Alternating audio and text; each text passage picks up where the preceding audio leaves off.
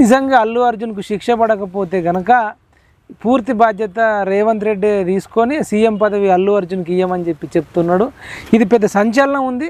సరే, అల్లు అర్జున్ సినిమాల మీద బిజీ ఉండి మరి సీఎం ఆయనకు ఇంట్రెస్ట్ ఉందో మనకు లేదో తెలియదు, కానీ పుష్ప 2లో మాత్రం ఆ ఎర్రచందనం అమ్మిన డబ్బులతోని ఆయనకు నచ్చిన వ్యక్తిని సీఎం చేస్తాడట. ఒక సీఎం ఫోటో అడిగినందుకు ఇయ్యనందుకు అలా భార్య సీఎంతో ఒక ఫోటో దిగురా అంటే సీఎం అంటాడట, నీతో దిగితే నాకు డ్యామేజ్ అయితే నేను మళ్ళీ సీఎం కావాలి, నేను దిగను అన్నందుకు ఈగో హర్ట్ అయినందుకు వెళ్ళి డబ్బులు పెట్టి ఇంకొక నచ్చిన వ్యక్తిని సీఎం చేస్తాడని మనం చూస్తున్నాం.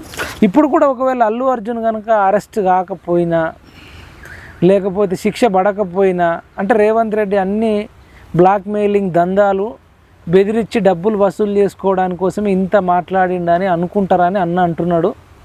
ఒకవేళ చేయలేని పక్షంలో నువ్వు అల్లు అర్జున్కి సీఎం పదవి ఇచ్చే అంటున్నాడు. కానీ మేము వ్యక్తిగతంగా ఏమంటున్నామంటే నిజంగా నీ రేవంత్ రెడ్డి అనే వ్యక్తి గురుకులాలలో ఇంతమంది